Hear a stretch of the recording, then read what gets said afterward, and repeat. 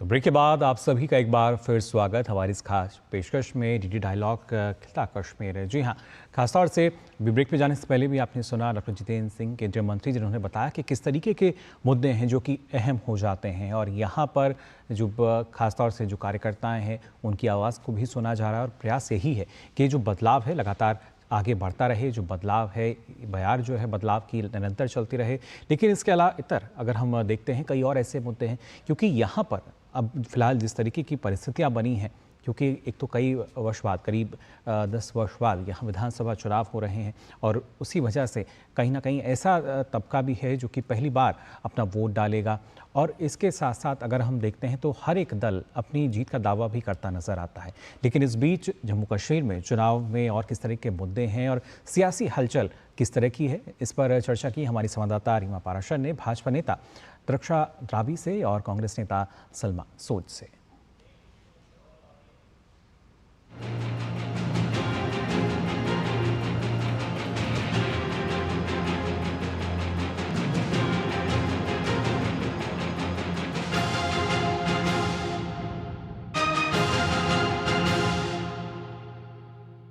DD conclave में आपका एक बार फिर से स्वागत है। जम्मू कश्मीर में चुनावी बिसात पूरी तरह से बीत चुकी है और इस बार का चुनाव हर बार से बेहद खास है, क्योंकि सबको इंतजार है ये देखने का कि अनुच्छेद 370 उसके खात्मे के बाद जो परिस्थितियां बदली हैं, जिस तरह से माहौल बदला है, और हमने टाइटल भी ये दिया है खिलता कश्मीर, वो खिलते हुए कश्मीर पर आज हम जरा बात करते हैं। और क्योंकि ये बात राजनेताओं की होगी, राजनेताओं से होगी, इसलिए बेहद ही अहम हो जाता है, क्योंकि भविष्य की राजनीति को लेकर कश्मीर जिसके केंद्र में है, बहुत सारे मुद्दों पर बात हो रही है, बहुत सारी चर्चाएं हो रही हैं, वादे किए जा रहे हैं, दावे दिए जा रहे हैं, लेकिन सच्चाई आखिर क्या है, किसके दावे में कितना दम है।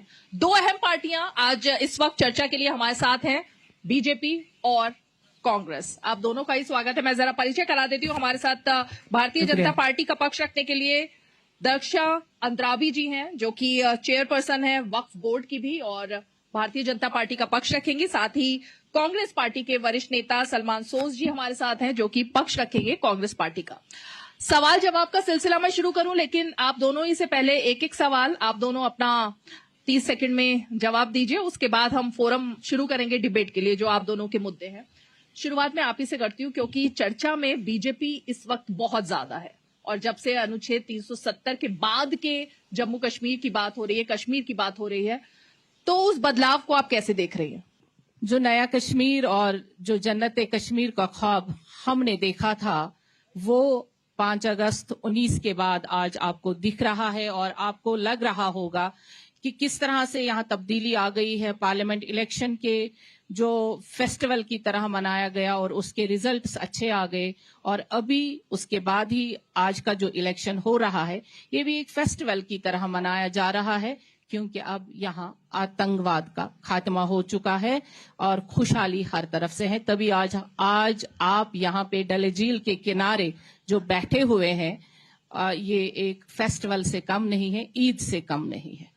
सलमान जी, शुक्रिया यहाँ बुलाने दावत के लिए। डल झील पे तो हम बचपन से बैठे हैं और अभी भी बैठे हैं, पहले भी बैठते थे, आगे भी बैठेंगे। हमसे डल झील तो कोई छीन नहीं सकता। लेकिन जो लोग नए कश्मीर का दावा करते हैं, पहली बात ये कश्मीर ही नहीं है, जम्मू कश्मीर।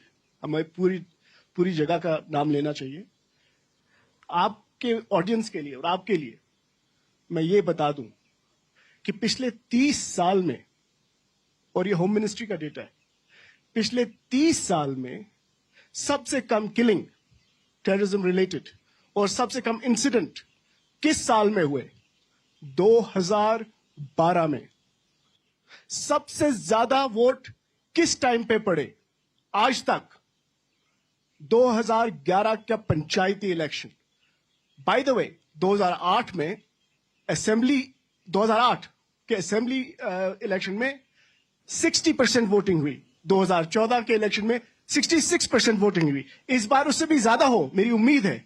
लेकिन ये कहना कि अब नया कश्मीर है, हमने कभी ऐसी कोई चीज नहीं देखी और हम झील डल पे कभी बैठे, ये सब कुछ ऐसे ही है। आपने कहा कि डल झील पर बैठना ये कोई बहुत बड़ी बात नहीं है, तो हम तो पत्रकार के तौर पर, और यहाँ मेरे साथ और भी पत्रकार हैं, मेरे ख्याल से जब हम बतौर पत्रकार आया करते थे और डल झील की भी बात करें और लाल चौक की भी बात करें, तो वो बदलाव हमने तो देखा है, लेकिन शायद आप उससे इनकार कर रहे हैं। नहीं, मैं ऐसी बिल्कुल, देखिए एक चीज मैं तो सहमत हूँ, पथराव तो बिल्कुल खत्म, तो अच्छी, मैं तो खुश हूँ, लोगों को खुश होना चाहिए, कुछ इंप्रूवमेंट है। लेकिन ये फिर कहना कि टेररिज्म खत्म हो गया, जब टेररिज्म हमारे सामने जम्मू में फिर से खतरनाक तरीके से उभर के आया है, और ये मुझे कोई अभी तक बीजेपी वाला कोई हिंदुस्तान में, मैं तो नेशनल टीवी पे डिबेट पे आता रहता हूँ, कोई मुझे समझा नहीं पा रहा कि 2012 में क्या था ऐसा। तब बीजेपी नहीं थी, तब तक गवर्नमेंट जो थी उस टाइम पे मेरे ख्याल में कांग्रेस और नेशनल कॉन्फ्रेंस की गवर्नमेंट थी। मैंने ये कहा कि ये जो तकलीफें आप बता रहे हैं, क्या ये तकलीफें अनुच्छेद 370 के खात्मे की वजह से हुई या 70 सालों से जो हो रहा है उसकी वजह से? मैं जरा जवाब, लेकिन मैं नहीं दूंगी, मैं जरा जवाब लेना चाहूंगी अतराबी जी से कि वो आपकी बात का जवाब दें, जो आपने रियल कश्मीर बताने की कोशिश की। देखिए, जो J&K की बात करते हैं और जिन्होंने ये उस पार्टी से हैं जिन्होंने ये एक मखोटा पहना के रखा था, जम्मू कश्मीर के लोगों पे एक ऐसी आपत्ति थी, ऐसी ये एक वो चिन्ह है प्रश्न का जिसका इनके पास कोई जवाब नहीं था, न है।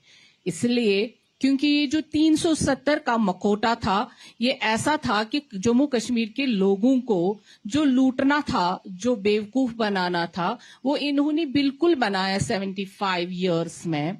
और अगर इनका मखौटा इतना कंप्लीट होता, उसमें कोई छेद नहीं होता। ये जो अनुच्छेद है, इसमें छेद ही छेद थे। और ये जो 370 था, ये लोगों के सर पे ऐसा बोझ था जो कभी जम्मू कश्मीर के वासियों को कभी सांस लेने ही नहीं दी। इसलिए नहीं दी कि देखिए, हम भी परवान चढ़े, हमने भी देखा। और जो ये मखौटा था, ये उस वक्त उतर गया जब 5 अगस्त 19 को पार्लियामेंट में गृह मंत्री जी ने ये मखौटा इनके चेहरों से उतार दिया और इनके सारे निस्फ से ज्यादा लोग वहां पे मौजूद थे। हमारे यहां से भी जो चुनिंदा लोग पार्लियामेंट में थे, उनके सरों से भी वो मखौटा उतर गया उस वक्त जब वो हंसते रहे और सुनते रहे। कोई इनमें से ये हिम्मत नहीं रखता था वो बात कर लेता, क्योंकि जब चीज ही सही नहीं थी, जो इन्होंने उस वक्त जम्मू कश्मीर के लोगों को धोखा दिया है, कांग्रेस और एनसी ने मिलकर, अगर कोई चीज कंप्लीट होती कॉन्स्टिट्यूशनली, उसमें सही बात होती, क्या वो चीज कॉन्स्टिट्यूशन से हम डिलीट कर पाते?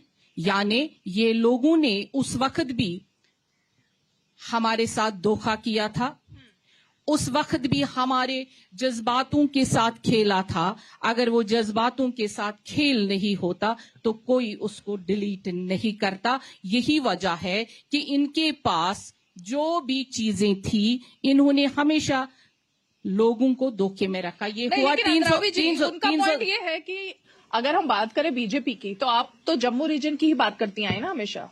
कश्मीर में बीजेपी का क्या है? देखिए, तो बात वो कह रहे हैं, देखिए, नहीं, जम्मू कश्मीर की बात होती है। कभी जम्मू की अलग बात नहीं हुई, कभी कश्मीर की अलग बात नहीं हुई। जम्मू कश्मीर की हमेशा बात हुई है। तभी जब प्रधानमंत्री जी 2014 को यहाँ पे आए थे, आपको सबों को मालूम होगा, उन्होंने कहा था जम्मू कश्मीर को अब हम नए सिरे से एक जो अलगाववाद से हम इसको दूर करेंगे, यहाँ टेररिज्म के बदले हम टूरिज्म देंगे। जो उन्होंने 2014 में वादे किए वो आज आप देख रहे हैं और हमने काम किया। और आज यहाँ का यूथ ये भले ही सोज साहब के कहने पे ताली बजाएंगे, लेकिन इनको उस चीज पे ताली बजानी चाहिए जो आज ये सांस लेते हैं, जो आज ये फ्रीली बात कर सकते हैं, जो कांग्रेस और एनसी के टाइम पे या पीडीपी ने यहां से हमारी जिंदगियों की सांसें छीन ली। यही मेरा सवाल आपसे, बदलाव यही है कि यहां बैठकर हम शो कर पा रहे हैं, पहले कर पाते थे? जी बिल्कुल कर पाते थे, पता नहीं वो कहाँ, वो तो नए नहीं कर पाते थे। मैं जरा इनकी पहले कुछ इंपॉर्टेंट बातों का जवाब दे दूं।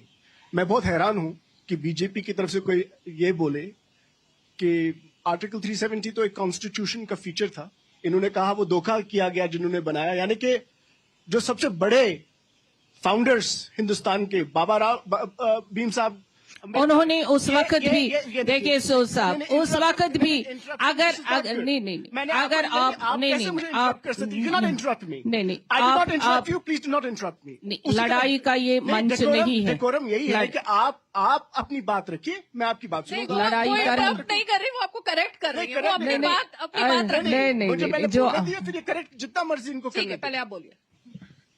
जो आर्टिकल 370 का एक कॉन्स्टिट्यूशन में इंसर्शन था, वो तो हिंदुस्तान के जो बड़े बड़े फाउंडर्स इंक्लूडिंग डॉक्टर अंबेडकर उनके टाइम का, यानी कि अगर उन्होंने धोखा किया, मैं उनकी तरफ से फिर इनसे माफी मांगता हूं।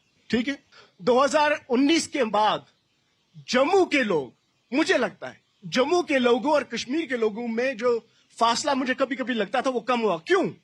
क्योंकि जो इनसिक्योरिटी उन लोगों में है जमीन के बारे में, सरकारी मुलाजमत के बारे में, वो हमारी भी है, कश्मीरियों की भी है और जम्मू वालों की भी है। इसलिए हम सब मिल गए हैं और उन्होंने देखा, जम्मू के लोगों ने देखा और आप भी देख रहे हैं कश्मीर में जितने भी कॉन्ट्रैक्ट्स आते हैं ज्यादा से ज्यादा बाहर के लोगों को जाते हैं, जम्मू कश्मीर के लोगों को नहीं मिलते। यहां तो आपकी रेत पे आपका हक नहीं है। जवाब दीजिए आंध्रा विजय। देखिए जो सलमान साहब कह रहे हैं, सोज साहब कह रहे हैं, ये इनकी इनहेरिट चीजें हैं, ये इसको भूल नहीं सकते हैं। क्योंकि धोखा कांग्रेस ने जम्मू कश्मीर के लोगों को हमेशा दिया है और कांग्रेस ने हमेशा हमें भूल भुलैयों में रखा है और उसका जवाब इनको 5 अगस्त 19 को मिला है। और जम्मू कश्मीर के वोटिंग देखिए, अभी अगर सेंटर में देखा जाए तो इन्होंने पूरे देश भर को धोखा दिया था, तब ये 40 सीटों पे रह गए थे पार्लियामेंट में। पार्लियामेंट में जब 40 सीटों पे रह गए, इनको अपोजिशन लीडर नहीं मिल रहा था। अभी की भी बात करें तो मुश्किल से 10 साल के बाद ये 89 सीट्स पे कुल मिला के आ गए। तो इतराने वाली क्या बात है ऐसा कि इन्होंने बड़ा तीर कोई पार्लियामेंट में मारा, ऐसा कुछ नहीं है। अभी इनको जम्मू कश्मीर की बात करनी चाहिए।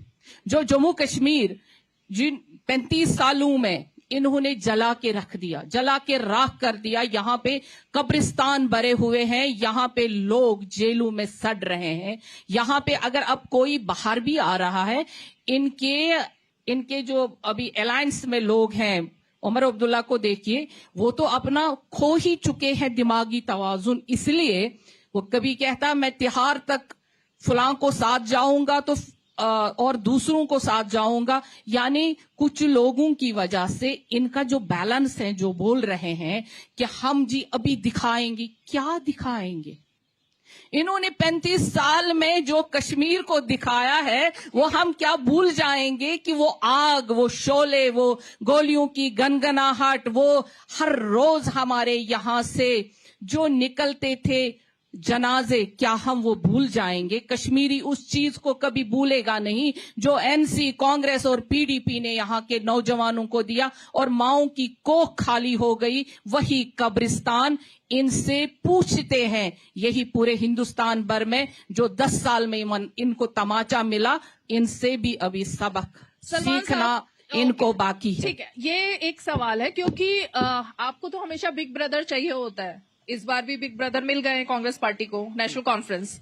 और नेशनल कॉन्फ्रेंस को भी वैसे मैं बता दूं दर्शकों को कि नेशनल कॉन्फ्रेंस, पीडीपी दोनों को हमने अपने इस पैनल में अपना पक्ष रखने के लिए निमंत्रण दिया था, लेकिन वो आ नहीं पाए हैं। अगर आ जाते हैं तो वो ज्वाइन करेंगे इस डिस्कशन को। लेकिन सलमान साहब, ये मुद्दा तो है ना, जम्मू के और श्रीनगर के युवाओं के हाथ में पत्थर नहीं है। अब युवा, मतलब ये सबसे ज्यादा तौहीन की बात थी किसी भी युवा के लिए कि उसको इसी नाम से जाना जाए कि जम्मू कश्मीर का युवा, उसके हाथ में पत्थर।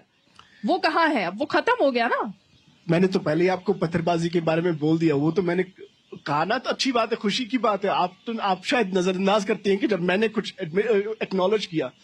देखिए, इन्होंने ऐसे इन्होंने कहा कि आपकी क्या 89 सीटें, 89 नहीं तो 99 थी, लेकिन कोई बात नहीं, आपने कहा कि तीर मार दिया।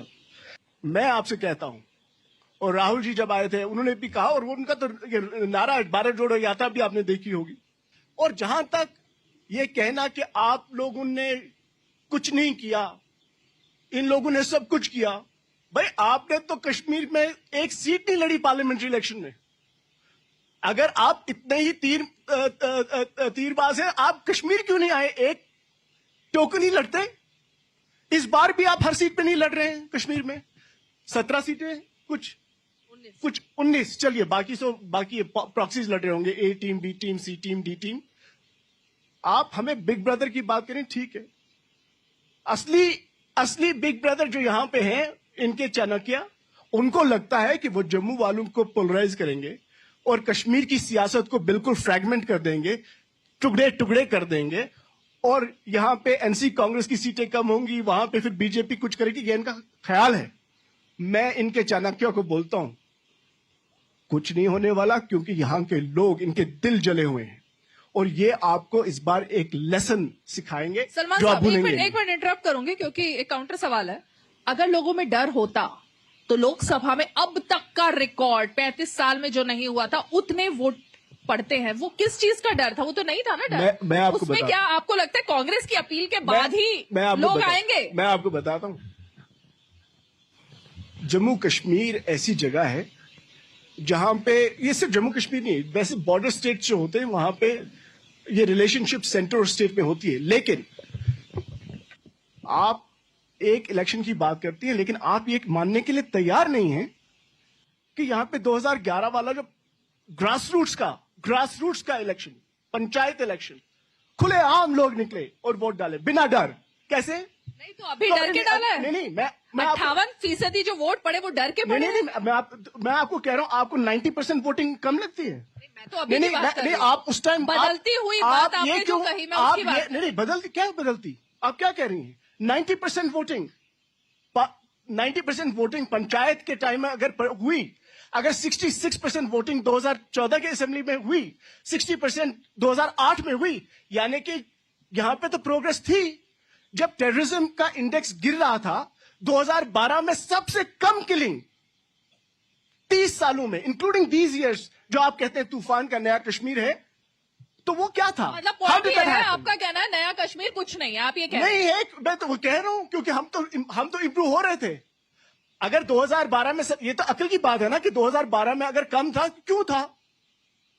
अगर 2011 में इतनी वोटिंग हुई, क्यों हुई? ठीक है, जवाब यानी कि इंप्रूवमेंट थी। ओके, जवाब सुनिए। 2016 की अगर याद दिलाएंगे तो कश्मीर का ये बदलती जो तस्वीर है उसी दिन से शुरू हो गई। इनकी ही गवर्नमेंट थी, और 2012 में इनकी, 2010 में जब पूरा कश्मीर जल रहा था, 2008 में जब पूरा कश्मीर जल रहा है।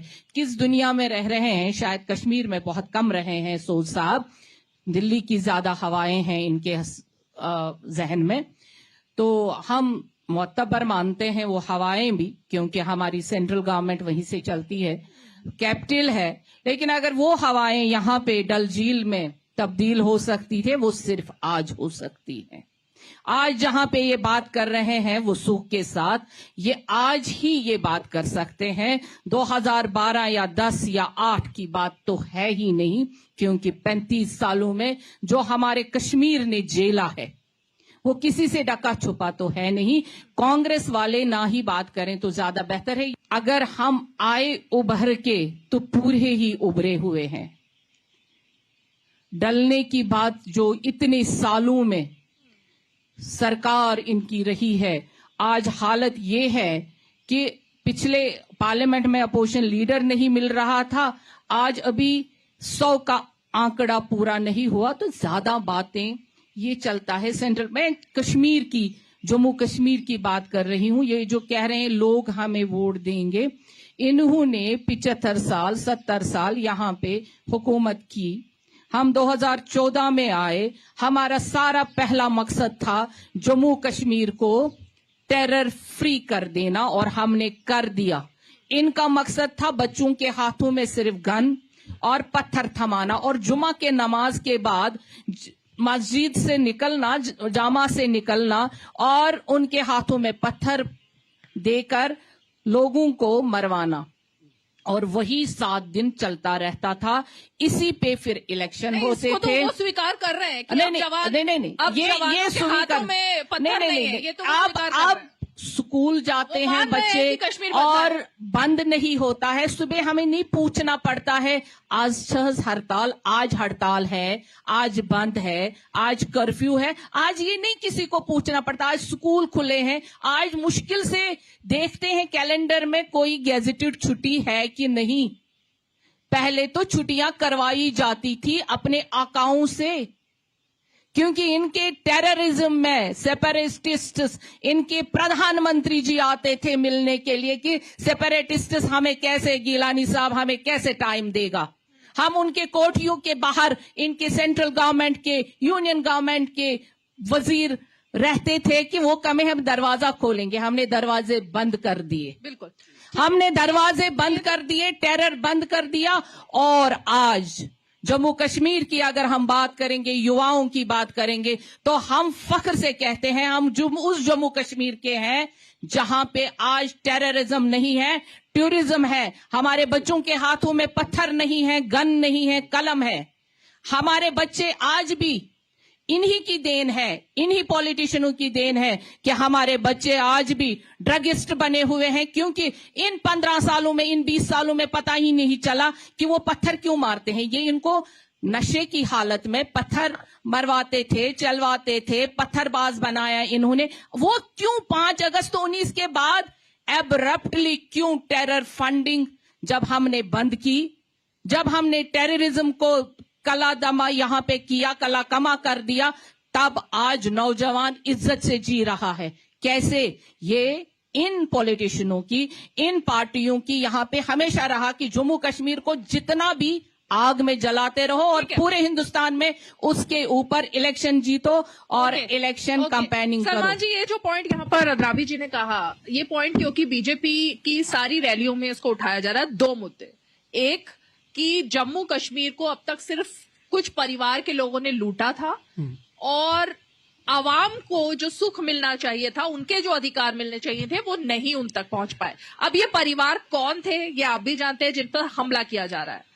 और दूसरा, भ्रष्टाचार की आग में जम्मू कश्मीर को झोंक दिया गया। यही बात ये कह रहे हैं, यही बात बीजेपी का मेन प्लैंक है। मैं दोनों चीजों पे जवाब दूंगा, और लेकिन उससे पहले ये भी बताऊं कि हाँ, मैं ज्यादा बाहर रहता हूं, लेकिन मैंने तो एक इलेक्शन 2014 में लड़ा। मैं बारामूला के कंडी इलाकों से पैदल गया, घर घर गया, बिना खौफ गया। मैं गया गांव गांव। कैसे गया? जैसे आजकल जाते हैं लोग, उसी टाइम पे मैं भी गया। 2014 ज्यादा दूर नहीं, लोग भूल गए हैं शायद, तो इनको मैं याद दिला दूं कि हमने किया है। हम लोगों से मिले हैं, सियासी तौर पे मिले हैं, उनसे वोट मांगे हैं, शरीफ तरीके से मांगे। और जो ये बहुत ही गलत गलीज बात एक हिसाब से है कि किसी को ये कहना कि आप लोगों के हाथ में बंदूक देते थे। मुझे क्या कांग्रेस पार्टी या कोई पार्टी बंदूक देगी? बंदूक वाला आपने जो जवाब दिया कि कांग्रेस ने सबके हाथ में बंदूक दी, इसको थोड़ा सा क्लैरिफाई कीजिए। देखिए, जब इनकी गवर्नमेंट रही है यहाँ पे, बच्चों के हाथों में और नौजवानों के हाथों में बंदूक थी, तो वो किस वजह थी? 5 अगस्त 19 के बाद ऐसा क्या हो गया कि वो बंदूक भी छिन गई और वो पत्थर भी छिन गए? यानी उन बच्चों के हाथों में यही लोग उस तरह से उकसा रहे थे कि उनके हाथों में बंदूक रहे और यहाँ पे ये हुकूमत करते रहे। 5 अगस्त 19 के बाद क्यों कत्लो गारत नहीं हुई? क्यों जुमा के जुमा हमारे जनाजे नहीं उठे? सारे बैठे हैं, अगर हम गलत बोल रहे हैं तो ये सवाल हमसे कर सकते हैं। जुमा से जुमा तक, फ्राइडे प्रेयर्स के बाद यहाँ जनाजे उठते थे और दूसरे जुमा तक वो जनाजों के हड़ताल और कर्फ्यू होते थे, लेकिन उस चीज पे यही पॉलिटिक्स करते थे। आप जवाब दीजिए जल्दी से। ये जनाजों की बात करते हैं, हमारे घर में भी, हमारे घरों में भी जनाजे ऐसे निकले हैं। काफी रिश्तेदार गए हैं, काफी रिश्तेदार गुजर गए हैं, दोस्त गुजर गए हैं। कोई ऐसी फैमिली नहीं होगी जो कश्मीर में जो इफेक्टेड नहीं है। इन्होंने कहा ना कि फैमिलीज हैं, ये चलाती हैं, इन्होंने बहुत अपने लिए किया। ये बीजेपी वाले ऐसे कहते हैं जैसे इनके वहां कुछ है ही नहीं। किन किन का नाम गिनवाऊं इनके परिवार बात के साथ? मेरे ख्याल ये से सिर्फ जम्मू ठीक है, कश्मीर, ये सलमान जम्मू जी, वक्त कश्मीर की के बाधा है मेरे पास, थोड़ा सा कम वक्त है। नहीं, मैं हाँ। सिर्फ ये बता दूं, क्योंकि इस पर हम रोज डिबेट करते हैं, जब जब ये मुद्दा उठता उन्होंने है हमने डिबेट की है। करप्शन पे जवाब देना पड़ेगा। आपने मुझसे करप्शन अरे का सवाल सर, एक पूछा। साथ सारी चीजों नहीं पर नहीं, हाँ। अरे आप सवाल पूछेंगे तो जवाब तो तो देना जवाब है। भी तो सुनिए ना, नहीं बीच नहीं, लेकिन में। पहले जवाब मेरा दीजिए अच्छा, ना। जल्दी आप complete क्यों कीजिए। सवाल आपने जल्दी सवाल complete पूछा? कीजिए। करप्शन को हमको कहते हैं, खुद हजारों करोड़ की करप्शन हो रही है, उसका कुछ नहीं।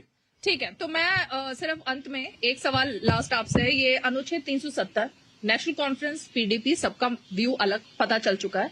कांग्रेस पार्टी ने अभी तक अपना रुख क्लियर नहीं किया, वो रुख क्लियर नहीं, कांग्रेस पार्टी ने तो बिल्कुल क्लियर किया है। कांग्रेस पार्टी का बहुत क्लियर स्टांस है कि हर किसी पार्टी को अपना मैनिफेस्टो, जैसे बीजेपी वाले, इनको जम्मू वालों से मोहब्बत है, ये करें, कोई प्रॉब्लम नहीं, अच्छी बात है। होम मिनिस्टर कहेंगे भाई सिर्फ जम्मू वाले डिसाइड करें, कहें। जहां तक हमारी पार्टी का सवाल है, कोई भी अलायंस में हो या ना हो, वो अपना बनाएं जो बनाना है। कांग्रेस पार्टी की कुछ कमिटमेंट्स हैं जम्मू कश्मीर के लोगों के साथ। एक, जो राहुल जी ने भी कहा, चाहे होम मिनिस्ट्री या प्राइम मिनिस्टर माने या ना माने, यहां पे स्टेटहुड बहाल होगा। यहां के लोगों की जमीन और उनके रिसोर्सेज और उनके गवर्नमेंट जॉब्स, ये कांग्रेस पार्टी और जो अलायंस की गवर्नमेंट बनेगी, वो ये कमिटमेंट है कि इन सब की इनसिक्योरिटी खत्म कर देगी, चाहे कुछ भी हो जाए। ये राहुल गांधी जी और हमारे प्रेसिडेंट खड़गे जी का वादा है जम्मू कश्मीर के लोगों के साथ। Land is ours, resources are ours and government jobs are ours. Final comment Antarabi ji. वो वादा जो इन्होंने किया है अलायंस की, पहले गवर्नमेंट तो बनने दीजिए, उसके बाद हमारा देखिए 4 सीटों पे या 10 सीटों पे जीतने से या 4 सीटों पे इलेक्शन लड़ने से कोई बनाता नहीं है सरकार। यहाँ अब 90 सीटें हैं और सरकार जब बनेगी तो इंशाल्लाह वो बीजेपी की बनेगी। चलिए, किसकी सरकार बनेगी ये फैसला तो जनता को ही लेना है, और हमेशा लोकतंत्र में जनता के हाथ में ही चाबी होती है कि वो किसकी किस्मत खोलेगी और किसको सत्ता तक पहुंचाएगी। लेकिन बहुत सारे मुद्दे हैं जिस पर इस बार चर्चा भी हो रही है और बेबाकी से चर्चा हो रही है। आप दोनों खास मेहमान हमारे डीडी डायलॉग में आए, आपने तशरीफ रखी, बहुत बहुत शुक्रिया। और आप दोनों को ही, कश्मीर की आवाम जिनको आपने कई मुद्दे बताए, उनकी तरफ से best of luck. Thank you.